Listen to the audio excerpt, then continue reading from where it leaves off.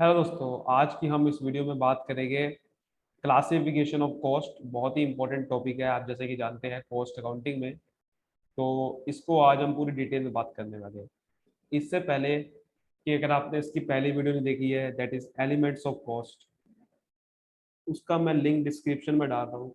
और ये वीडियो आपको जरूर देखनी चाहिए, जब में हमने समझा था मटेरियल की कॉस्ट, लेबर की कॉस्ट एंड अदर एक्सपेंसेस की कॉस्ट, जो कि डायरेक्ट और इनडायरेक्ट के साथ डिवाइड हो रखी है। ठीक है।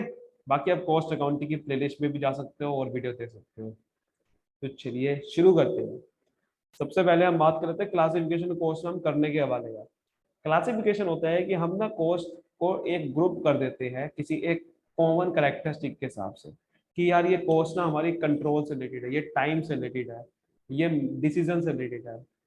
तो जब हम ग्रुपिंग कर देते हैं एक क्लास के अंदर अकॉर्डिंग टू देयर नेचर और कॉमन क्वालिटी उसके अंदर लग रही है कि ये कॉस्ट इस तरीके की है, तो उसको हम क्लासिफिकेशन बोलते हैं। तो हमारी मेन क्लासिफिकेशन ये वाली होती है। हम ये 8 क्लासिफिकेशन एक एक करके इस वीडियो में बात करेंगे। बस आपको ढंग से देखना है, पूरा कॉन्सेप्ट आपका क्लियर हो जाएगा। शुरू करते हैं फिर। तो सबसे पहला हमारा करेक्टरिस्टिक है, क्लासिफिकेशन है अकॉर्डिंग टू द नेचर और एलिमेंट्स, जो कि हमने एलिमेंट्स ऑफ कॉस्ट की वीडियो में ये पूरा कवर कर रखा है बहुत अच्छे से। और यही सबसे पहला एलिमेंट है कि हमारा क्लासिफिकेशन है कि जब हम कॉस्ट को डिवाइड कर देते हैं उनके एलिमेंट के हिसाब से, कि भाई कॉस्ट कितने कैटेगरी की होती है। कॉस्ट बेसिकली 3 ही कैटेगरी है उसकी, या तो मटेरियल से रिलेटेड होगी, या लेबर से रिलेटेड होगी, या जो बाकी कॉस्ट बच गई वो सब अदर एक्सपेंसेस में डाल देते हैं। यही 3 तरीके की होती है और इसी को हमने कवर कर रखा है एक वीडियो के अंदर। ये होता है एलिमेंट्स ऑफ कॉस्ट। इसको भी हम अलग अलग सब डिवाइड कर सकते हैं, अलग अलग एलिमेंट को भी। जैसे कि मटेरियल में भी divided into raw material, work in progress and spare parts, consumable store, packing material. तो इसको भी हम अलग अलग डिवाइड कर सकते हैं, अलग अलग मटेरियल को। ऐसे ही हम लेबर को भी डिवाइड कर सकते हैं कि लेबर को skilled labour, semi skilled labour, unskilled labour. इस तरीके से जब हम लेबर को भी डिवाइड कर सकते हैं, ऐसे ही हम अदर एक्सपेंसेस को डिवाइड कर सकते हैं कि ये एक्सपेंसेस प्रोडक्शन से रिलेटेड है, ये फैक्ट्री से रिलेटेड है, ये उससे रिलेटेड है।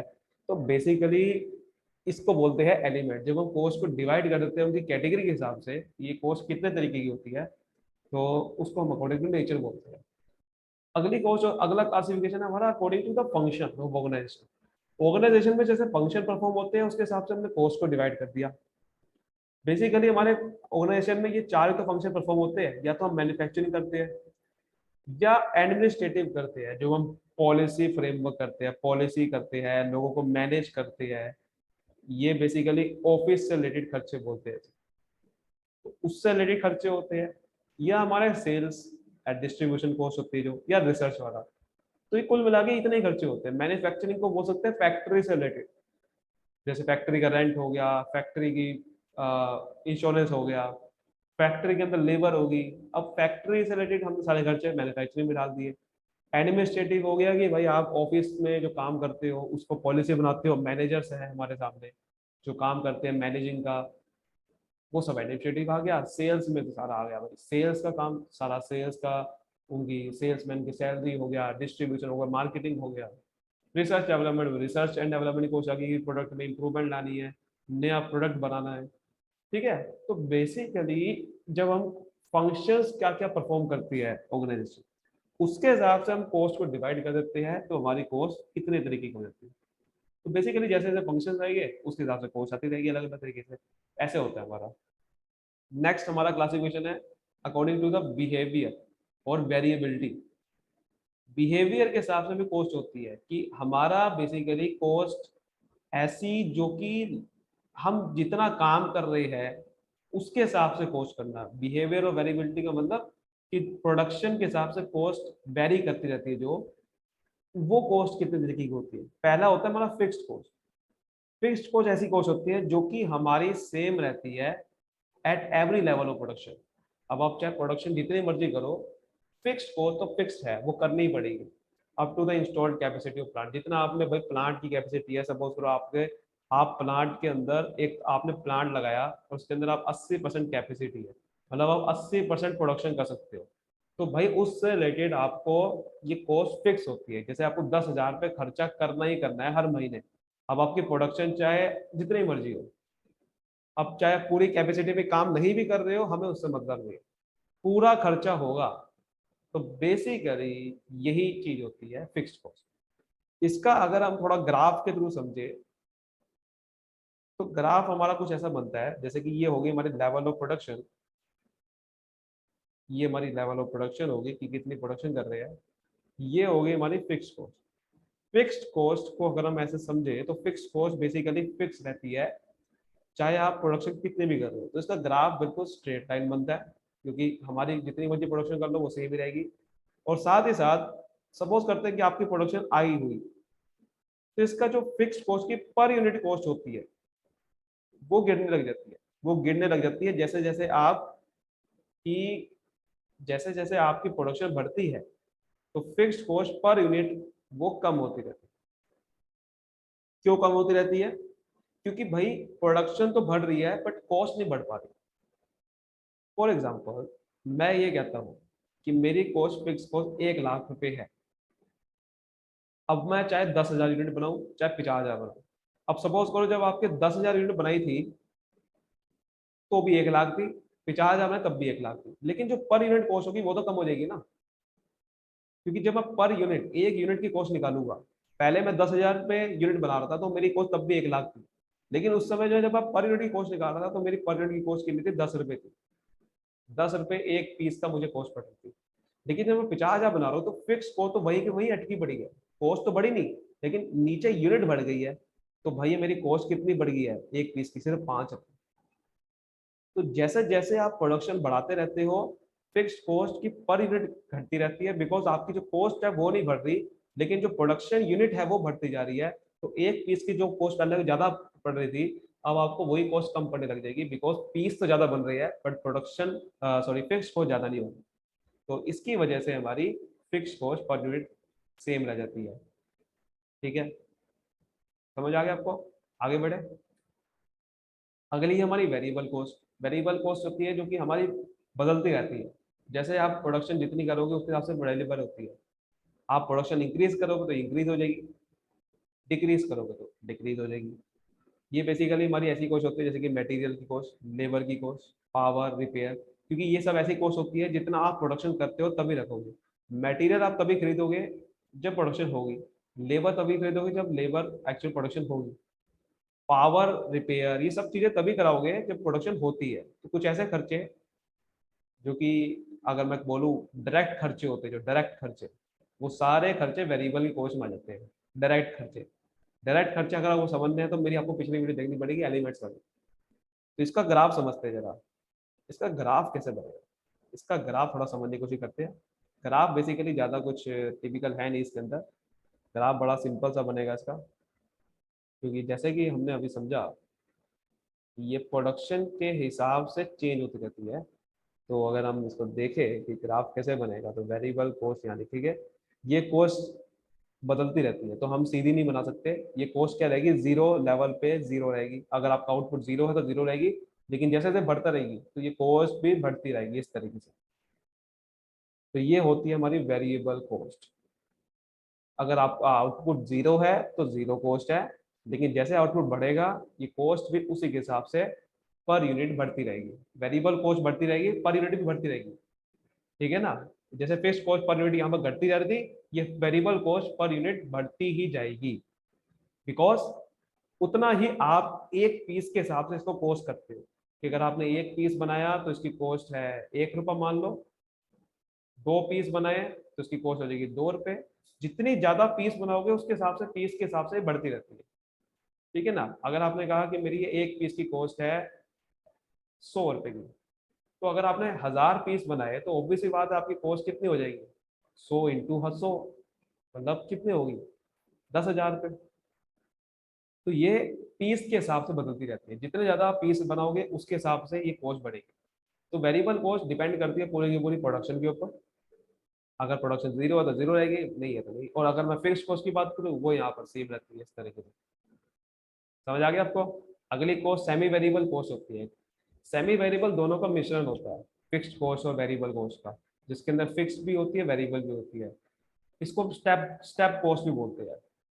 जैसे कि telephone charges, electricity charges, there is some minimum payment up to certain level of use of facilities. मतलब क्या होता है कि ये कॉस्ट ऐसी होती है, जैसे कि अगर आपने कहा कि भाई मेरी प्रोडक्शन आज 1000 पीस की हो रही है, तो टेलीफोन चार्जेस आपको पता है कि ये भी फिक्स चार्जेस होते हैं। आपने कहा कि चलो भाई हम ना, मेरे को 1000 रुपये का खर्चा आता है, 1000 रुपये का पूरा खर्चा आता है, ठीक है, पूरी फैक्ट्री के अंदर मेरे को टेलीफोन का खर्चा 1000 रुपये का आता है, क्योंकि अगर मेरी प्रोडक्शन इतनी हो रही है तो ये फिक्स रहेगा, ये बदलेगा नहीं, क्योंकि ये भी एक तरह का फिक्स कॉस्ट है हमारी।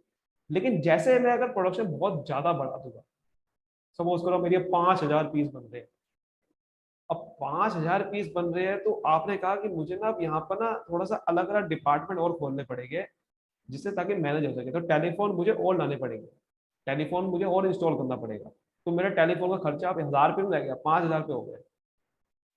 तो बेसिकली जब कुछ ऐसे खर्चे होते हैं, जैसे टेलीफोन हो गया, इलेक्ट्रिसिटी हो गया, ये खर्चे कुछ हद तक फिक्स रहते हैं, लेकिन जैसे बहुत ज्यादा प्रोडक्शन हो जाती है तो ये खर्चे भी एकदम से बढ़ जाते हैं।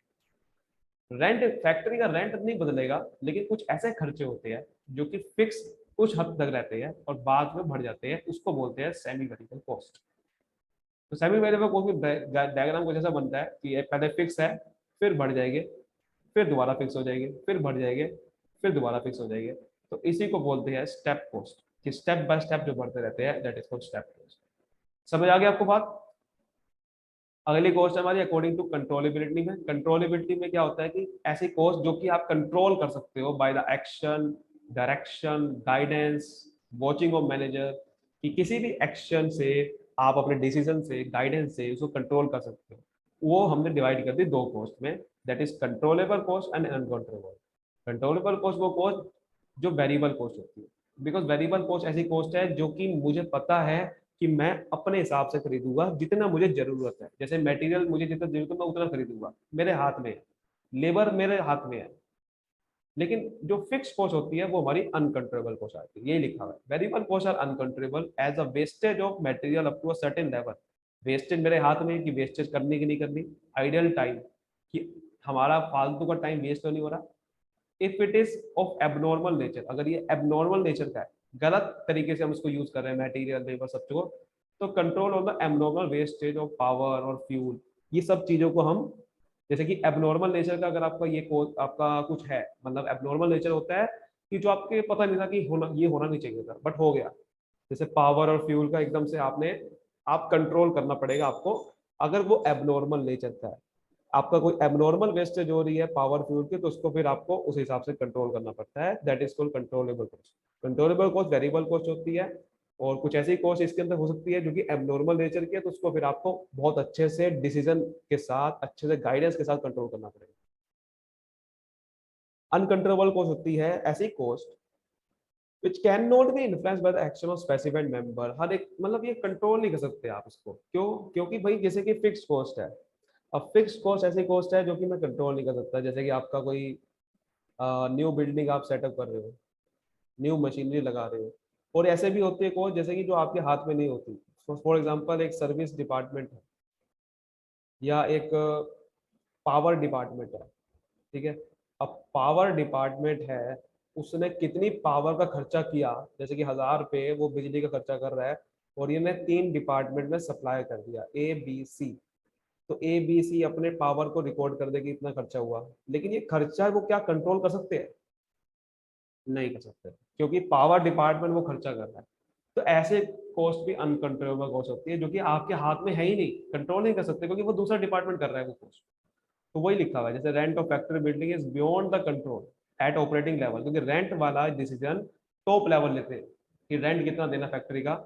तो ये ऑपरेटिंग लेवल, यानी कि जो काम कर रहे हैं डिपार्टमेंट्स में मैनेजर, उनके हाथ में नहीं है, ये मिडिल लेवल मैनेजमेंट के हाथ में नहीं है। ये ऊपर सारे जो टॉप लेवल के मैनेजर है वो डिसीजन लेंगे ना, कि हाँ भाई रेंट कितना देना है, फैक्ट्री का रेंट का डिसाइड करना उनके हाथ में है, ताकि वो कम से कम करे। तो ये आपके हाथ में नहीं है, जो दैट इज अनकंट्रोलेबल। अगली, अकॉर्डिंग टू नॉर्मेलिटी। भाई नॉर्मेलिटी का मतलब है कि क्या ऐसी कॉस्ट होती है जो कि आपके भाई प्रोडक्शन के साथ साथ आप कर सकते हैं, मतलब उसको आप कंट्रोल देख सकते हो कि जैसे कि these cost which are expected to be incurred, जो आपको पता है कि ये तो होगी होगी, नॉर्मल है ये तो बात। आपको पता है कि जैसे आपने सुना होगा नॉर्मल लॉस, कभी कभार आपने देखा ही है कि भाई फैक्ट्री के अंदर सबको पता होगा कि इतना तो भाई, इतना तो यार वेस्टेज होती होती है, नॉर्मल सी बात है। तो उनके लिए वेस्टेज होना नॉर्मल सी बात है। उनको पता होगा कि भाई इतनी तो वेस्टेज होती है। उनको कहा कि भाई अगर मैं प्रोडक्ट बना रहा हूँ तो 10% मेरे प्रोडक्ट हो सकता है खराब हो गई होगा। तो ये होते हैं नॉर्मल को, जो कि आप पहले से लेके चलते हो, जिसको नॉर्मल लॉस बोलते हैं टेक्निकल भाषा में, जो कि आपको प्रोसेस कॉस्टिंग में काम आती है कॉस्ट में। तुमको पता होता है कि इतना तो कॉस्ट होनी ही होनी है, वो पहले से डिसाइड कर लेते हैं एडवांस में। लेकिन कुछ होती है एबनॉर्मल कॉस्ट, जो कि आपको पता ही नहीं होता था कि होगी, अनएक्सपेक्टेड होती है। तो वो आप एडवांस में कैलकुलेट नहीं करते, वो प्रोडक्शन प्रोसेस के टाइम पे होती है due to various reason, like जैसे कि पावर फेलियर हो गया, किसी का एक्सीडेंट हो गया, एकदम से कोई आग लग गई फैक्ट्री में तो प्रोडक्शन रुक गई, मटेरियल की स्टोरेज गलत कर दी, एकदम से स्टोरेज आपने मटेरियल करा तो वहां पर कुछ दिक्कत आ गई, तो उसको हम प्रोडक्शन में चार्ज नहीं करते, बट उसको हम प्रॉफिट एंड लॉस अकाउंट में सीधा ट्रांसफर करते हैं। जो भी एबनॉर्मल खर्चा होता है, एबनॉर्मल कॉस्ट होती है या एबनॉर्मल लॉस होता है, उसको हम कहाँ ट्रांसफर करते हैं, costing profit and loss account में। क्योंकि एबनॉर्मल खर्चे सारे के सारे प्रोडक्शन में चार्ज नहीं होते, क्योंकि प्रोडक्शन से रिलेटेड नहीं है। अगली कॉस्ट है हमारी अकॉर्डिंग टू अकाउंटिंग पीरियड। भाई कुछ ऐसी कॉस्ट होती है अकाउंट्स में, आपने देखा है ऐसे कॉस्ट जो कि आप जो ज्यादा सालों के लिए करते हो। अकाउंटिंग पीरियड अगर आपका 1 साल का होता है बेसिकली, लेकिन अगर आप 1 साल से ज्यादा किस कॉस्ट करते हो उसको कैपिटल कॉस्ट बोलते हैं, जिसका बेनिफिट आपको लंबे समय तक मिलता है। अगर आपने कुछ ऐसा खर्चा किया जिसका आपको लंबे समय तक बेनिफिट मिलेगा, 1 साल से ज्यादा तक, उसको बोलते हैं कैपिटल एक्सपेंडिचर। यानी कि ऐसे कॉस्ट जो कि आप फिक्स्ड एसेट पे लगाते हो, फिक्स्ड एसेट आपका लंबे समय तक चलता है, जो कि 5 to 10 ईयर्स तक होता है, इसका फायदा आपको मिलता रहता है, या आप जल्दी से इसको चेंज नहीं कर सकते। काफी बड़े लेवल की कॉस्ट होती है ये, तो ये कॉस्ट हैवी होती है और टॉप लेवल डिसाइड डिसाइड करता है, क्योंकि बहुत बड़ा डिसीजन है। और इनिशियल पीरियड पे ली जाती है, ऑर्गेनाइजेशन जब स्टार्ट होती है तो इसी की वजह से ही बिजनेस चल पाता है। जैसे कि प्लांट एंड मशीनरी खरीदनी है, आपको लैंड खरीदना है, तो ऐसे कॉस्ट की वजह से आप काम कर पाते हैं। इसका बेनिफिट आपको बहुत लंबे समय में मिलता है और जल्दी से इसको चेंज नहीं कर सकते। रिवेन्यू कॉस्ट होती है जो कि आपका 1 साल के अंदर अंदर आपके डे टू डे खर्चे होते हैं, आपको होती रहती है कॉस्ट। ये खर्चे आपके 1 साल तक ही बेनिफिट देते हैं, और ये बेनिफिट आपका, और ये खर्चे होते हैं जो डे टू डे आपको रनिंग, फैक्ट्री की रनिंग के लिए प्रोडक्शन में काम आते रहते हैं। जैसे कि आपने कहीं मटेरियल परचेज करना है, तो ये कोई ऐसा खर्चा नहीं है जो कि आपको बहुत सोच समझ के लेना पड़ेगा, आपको 5 साल तक बेनिफिट देगा। तो मटेरियल खरीदा, यूज हुआ, खत्म हो गया, फिर दोबारा खरीदना पड़ेगा, तो ये ज्यादा टाइम तक खर्चे नहीं होते, ये 1 साल के अंदर अंदर करे जाते हैं। और इसका बेनिफिट भी 1 साल तक अंदर ही मिलता है, उसके बाद दोबारा करना पड़ता है मैक्सिमम 1 साल तक। जैसे कि पावर खर्चा, किसी को सैलरी देनी है, किसी का ये खर्चा, उसको बोलते हैं रिवेन्यू एक्सपेंडिचर। फिर कॉस्ट होती है अकॉर्डिंग टू टाइम। अब टाइम की कॉस्ट क्या होती है, अभी हमने समझा अकाउंटिंग पीरियड का। अब टाइम क्या होता है कि भाई कुछ ऐसे खर्चे होते हैं, पास्ट और प्रेजेंट की बात कर रही है टाइम में, पास्ट, प्रेजेंट, फ्यूचर, है ना। भाई कुछ ऐसे खर्चे होते हैं जो कि पास्ट की कॉस्ट होती है, हिस्टोरिकल कॉस्ट में रिकॉर्ड कर देता हूँ बुक्स ऑफ अकाउंट में, उसको वो उसको बोलते हैं हिस्टोरिकल कॉस्ट। कि आपने जब प्रोडक्शन होगी उसके बाद आप कॉस्ट निकाल रहे हो, दैट इज हिस्टोरिकल कॉस्ट, क्योंकि वो प्रोडक्शन हो चुकी है। सो अकाउंट, फाइनेंशियल अकाउंटिंग में करते क्या, हम हिस्टोरिकल कॉस्ट को रिकॉर्ड करते हैं, ट्रांजेक्शन होने के बाद उसको रिकॉर्ड करा जाता है उस कॉस्ट को। लेकिन प्री डिटरमाइंड कॉस्ट होती है जो, जिसको पहले से सोच लिया जाता है कि हम इतनी कॉस्ट करने वाले हैं, एस्टिमेट कर लेते हैं based on upon past experience. और ये कॉस्ट काम आती है कोटेशन के लिए, कि आपको भाई किसी सेलर के साथ डील करना है, सप्लायर के साथ डील करना है कि भाई मेरे को इतने माल भेज दे। अब वो कहेगा तेरी कॉस्ट कितनी है, अब तुझे तो प्राइस, आपको प्राइस रखना पड़ेगा सप्लायर के सामने कि भाई इतने का माल भेज दे, तो उतने का माल के लिए आपको पहले से प्राइस निकालना पड़ेगा ना अपना।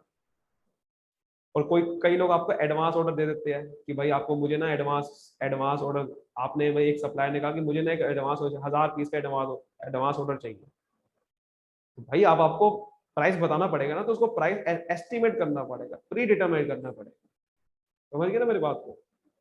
और ये कॉस्ट काम आएगी आपके वेरिएंस को निकालने के लिए, क्योंकि फिर आप कंपेयर कर सकते हो इस कॉस्ट को एक्चुअल कॉस्ट के साथ, कि भाई मेरी कॉस्ट मैंने सोची थी 10 रुपये आए, लेकिन अब आगे 15 रुपये, तो इसका मतलब मेरा नुकसान हो गया।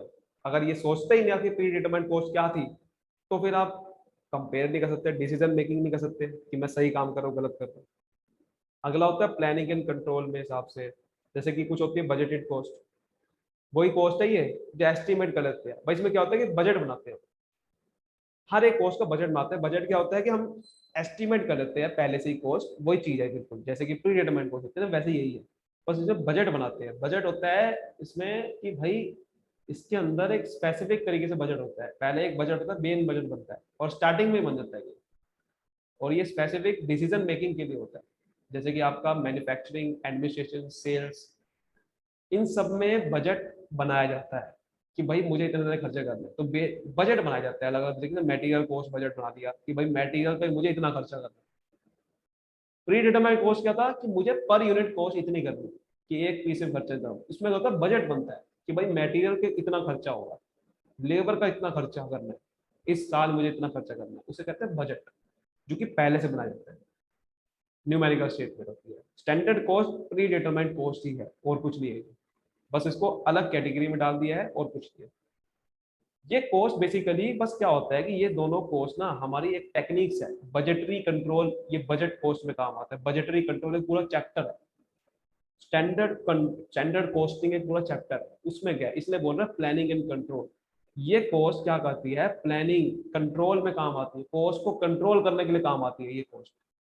और ये उसका पार्ट है। प्री डिटरमाइंड कोस्ट और स्टैंडर्ड कोस्ट को बोलते हैं, बस कैटेगरी अलग होगी। तो standard cost is the predetermined cost, वही लिखा हुआ ना, जिसमें आप अलग अलग प्री डिटरमाइन कर सकते हो, जो कि काम आती है आपको करेक्टिव एक्शन लेने के लिए कि भाई गलती कहाँ हुई है मेरी।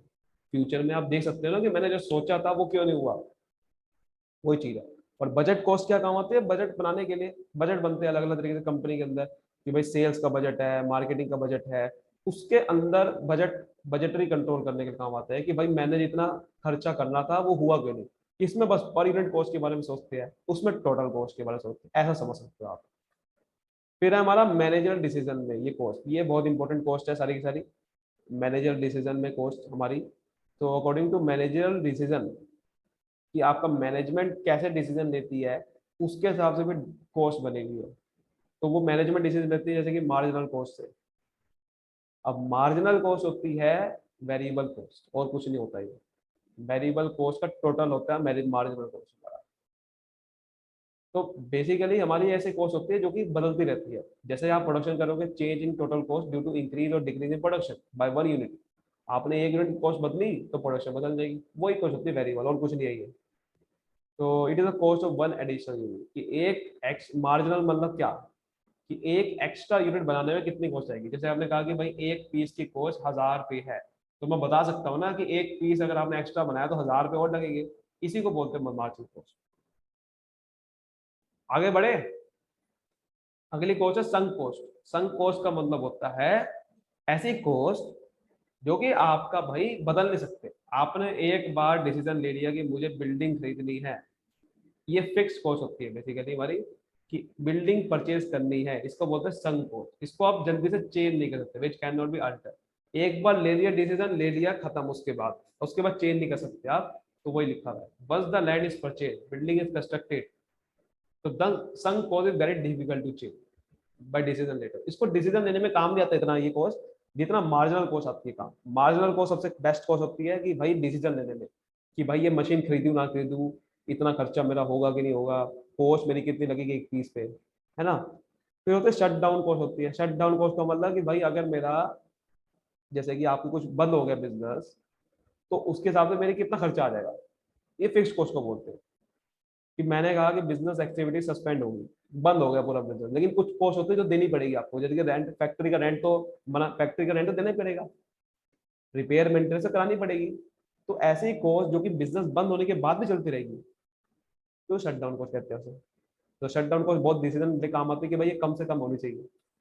फिर तो डिफरेंशियल कॉस्ट होती है, मतलब ऐसी कॉस्ट जो कि भाई आपकी बदल बदल जाती है, मतलब आपकी बदल जाती है किसी एक्टिविटी के साथ, कि अगर मैं ये प्रोडक्शन का मेथड लगाऊं या ये कोई आपका कोई टेक्निक लगाऊं, तो मेरी कॉस्ट बदल जाएगी, उसे बोलते हैं डिफरेंशियल कॉस्ट। अगर वो बदल जाएगी, अगर वो इंक्रीज हो जाएगी, कि मैंने कहा कि भाई मैं अगर कैपिटल इंटेंसिव टेक्निक लगाता हूँ, तो मेरी कॉस्ट अगर कम हो जाएगी तो उस कॉस्ट को बोलेंगे डेट्रीमेंटल कॉस्ट, अगर डिक्रीज हो जाएगी। लेकिन आपने कहा कि अगर मैं लेबर इंटेंसिव के टेक्निक यूज करता हूँ तो मेरी कॉस्ट बढ़ जाएगी, तो अगर उसको ऐसे बढ़ जाएगी उसको बोलते हैं इंक्रीमेंटल कॉस्ट। तो इसको इसलिए डिफरेंशियल कॉस्ट से बोलते हैं कि डिफरेंशियल कॉस्ट मतलब जब हम कोई मेथड को प्रोडक्शन को चेंज कर देते हैं ना, उसको फिर हो सकती है। फिर हमारे ऐसे हो सकती है out of pocket cost, out of pocket, ठीक है, ये पॉकेट लिखा हुआ है sorry, out of pocket cost.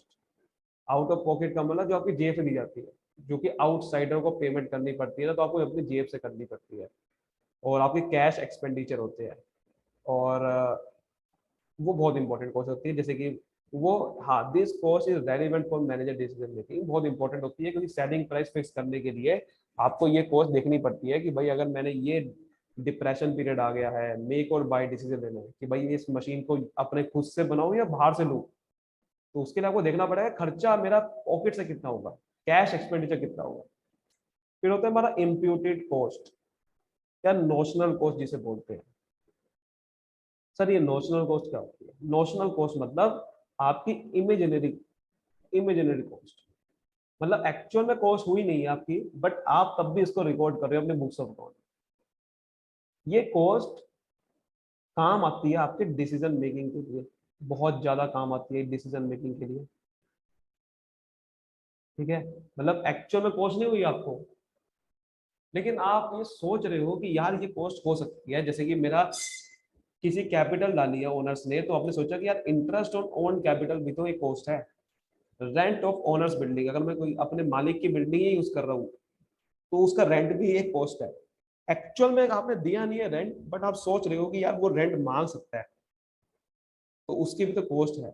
ऐसे कॉस्ट जो कि एक्चुअल में एग्जिस्ट नहीं करती है, बट आप सोचते हो ड्यू टू कि भाई ये कॉस्ट हो सकती है कि ओनर सैलरी मांगता है, मैनेजर मांगता है अपनी सैलरी, और आप देते नहीं हो, लेकिन तब भी आप उसको रिकॉर्ड करते हो क्योंकि उसकी एक्सपेक्टेशन है कि ये सैलरी मेरी होनी चाहिए, तब उसको नोशनल कॉस्ट में रिकॉर्ड कर देते हैं।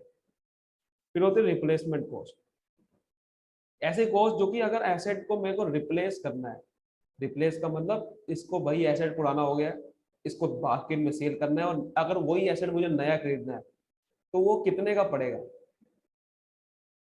वो कॉस्ट होती है। और वो कॉस्ट एक्चुअल में रिप्लेसमेंट कॉस्ट होती है, जो कि डेप्रिसिएशन लगाने के बाद आती है। आपको पता होगा कि भाई जैसे कि अगर मैंने कहा आपको कि भाई ये कॉस्ट, जैसे कि इसको मैं, आपने कहा कि अभी तो आपने मशीन 50,000 खरीदी, लेकिन 10 साल के बाद क्या मुझे 50,000 की खरीदनी पड़ेगी मशीन? नहीं, क्योंकि इसकी वैल्यू डाउन हो जाएगी, तो मेरे को ज्यादा खरीदनी पड़ेगी। तो करंट मार्केट कॉस्ट जो होती है रिप्लेसिंग करने की, उसको रिप्लेसमेंट कॉस्ट कहते हैं, और इसको डेप्रिसिएशन बोलते हैं कि भाई खर्चा कितना आ जाएगा आपको रिप्लेसमेंट करने का, वो सारा खर्चे को एज अ डेप्रिसिएशन के तौर पे आपको एक संभाल के रखना पड़ेगा उसको, कि अच्छा कि भाई इतना खर्चा आ जाएगा, कि ताकि मैं अगर पूरा 10 साल के बाद कोई एसेट मुझे रिप्लेस करना है तो वो एसेट मैं खरीद सकूं मार्केट प्राइस के हिसाब से, उतना मेरे पे पैसा है या नहीं है, तो उतना पैसा को जोड़ के रखना पड़ेगा, उसकी जो कॉस्ट है उसी को बोलते हैं रिप्लेसमेंट कॉस्ट, ताकि मैं फ्यूचर में वो एसेट खरीद सकूं करंट मार्केट प्राइस में भी इतना पैसा मेरे पे जोड़ के मैं रखूं।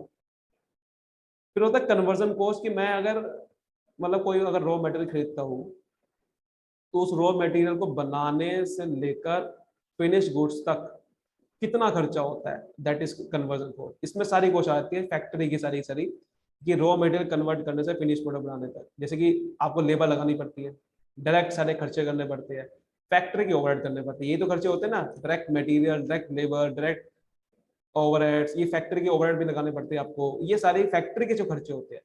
ऑफिस के खर्चे देखो यहाँ पर नहीं लिए, सेलिंग एंड डिस्ट्रीब्यूशन नहीं लिए, जो फैक्ट्री के डायरेक्ट खर्चे लिए, डायरेक्ट मटेरियल, डायरेक्ट लेबर लगेगा, डायरेक्ट एक्सपेंसिव, वो फैक्ट्री के ओवरहेड। ये बहुत काम आते हैं मैनेजर डिसीजन में, कि भाई आपको फ्यूचर में, ताकि इस कॉस्ट को कंट्रोल कर सको और अपने प्रॉफिट मार्जिन बढ़ा सको, कॉस्ट घटा सको। ये एक होती है अपॉर्चुनिटी कॉस्ट।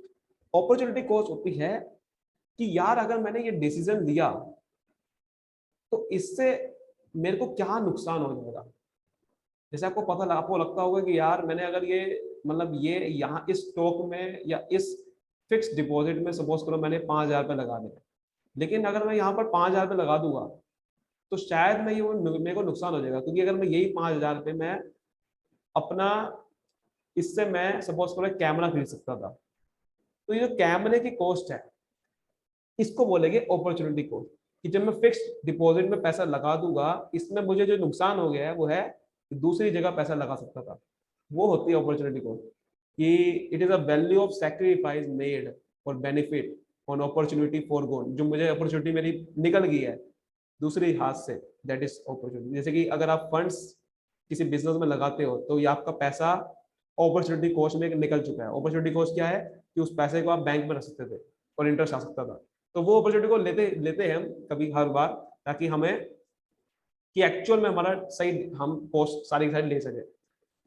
फिर लास्ट है हमारी avoidable and unavoidable cost. Avoidable cost क्या होती है? ऐसी कॉस्ट जिसको मैं एलिमिनेट कर सकता हूँ, मतलब मैं उसको खत्म कर सकता हूँ, उसको मैं अवॉइड कर सकता हूँ अगर मैं ढंग से प्लानिंग करता हूँ, ढंग से काम करता हूँ। For example, if a particular product और department with which is directly related is continue, मतलब आपको पता है कि कोई अगर प्रोडक्शन मेरी बंद होने वाली है तो मुझे पता है कि ऐसे खर्चे हैं जो कि मैं कम कर सकता हूँ, बंद कर सकता हूँ। कैसे? जैसे कि सैलरी ऑफ स्टाफ, भाई सैलरी ऑफ स्टाफ को मैं भगा सकता हूँ। अगर मेरा डिपार्टमेंट ही बंद हो गया है तो उसको मैं कहूंगा कि आप घर जाओ, क्योंकि यार मैं आपको पैसा दे नहीं सकता, मेरा डिपार्टमेंट बंद हो गया। तो इससे होते हैं अवॉइडेबल कॉस्ट। लेकिन अनअवॉइडेबल कॉस्ट क्या है कि चाहे फैक्ट्री बंद हो या मुझे नहीं पता, फैक्ट्री का रेंट तब भी देना पड़ेगा। फैक्ट्री में काम होगा वा नहीं हो रहा, फैक्ट्री का रेंट तब भी देना पड़ेगा, दैट इज अनअवॉइडेबल। आपको बात समझ में आ रही है मैं क्या कहना चाह रहा हूँ? ये चीज होती है, ये चीज होती है, समझ गए मेरी बात को? ऐसी चीज होती है। चलिए फटाफट से हम क्विक रिवीजन कर लेते हैं जो जो आज हमने पढ़ा है, जो जो अभी हमने पढ़ा है उसको एक बार क्विक रिवीजन कर लेते हैं। बहुत ही आसान है। सबसे पहला हमने क्या पढ़ा कि भाई अकॉर्डिंग टू नेचर और एनिमल, कि आपकी कॉस्ट क्या किस तरीके की होती है, उनकी कैटेगरी क्या क्या है। बेसिकली मैंने 3 कैटेगरी कॉस्ट है, या तो मटेरियल की होगी या लेबर की होगी या बाकी आगे अलग अलग हमने कैटेगरी में डिवाइड किया। फिर हमने देखा कि कुछ ऐसी कॉस्ट होती है जो फंक्शंस के हिसाब से डिवाइड कर सकते हो, कि भाई मैन्युफैक्चरिंग का फंक्शन है तो मैन्युफैक्चरिंग कॉस्ट कह दी उसे, एडमिनिस्ट्रेटिव का एडमिनिस्ट्रेटिव कॉस्ट कह दी, है ना। फिर हमने देखा कि बिहेवियर और वेरिएबिलिटी के हिसाब से, कि भाई जो प्रोडक्शन के हिसाब से बदलती और घटती रहती है, उनके हिसाब से ऐसी कॉस्ट कौन कॉस्ट है। एक ऐसी कॉस्ट होती है जो घटती नहीं है बिल्कुल ना बढ़ती है, उसे कहते हैं फिक्स्ड कॉस्ट। एक ऐसी कॉस्ट होती है जो बदलती रहती है, वेरिएबल कॉस्ट। एक ऐसी होती है दोनों का मिक्सचर होता है, दैट इज वेरिएबल। फिर हमने समझा कंट्रोलेबिलिटी, जिसको हम कंट्रोल कर सकते हैं। तो कंट्रोलेबल कौन सकते हैं? जिसको हम कंट्रोल कर सकते हैं, जो हमारे हाथ में होती है, अगर हम अच्छे से उसको प्लानिंग करें, डायरेक्शन दे, गाइडिंग करें, मैनेजर को अच्छे समझाए, तो भाई उसको कंट्रोल कर सकते हैं। लेकिन कुछ ऐसे हो सकते हैं जो हमारे हाथ में है ही नहीं, वो कोई और करते हैं, कोई और डिपार्टमेंट करता है, तो मेरे हाथ में कहाँ है, दैट इज अनकंट्रोलेबल।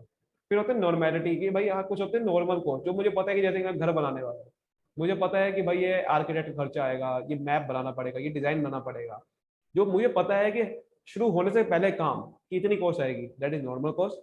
जो मुझे नहीं पता, जो बाद में होती है, दैट इज एबनॉर्मल कॉस्ट।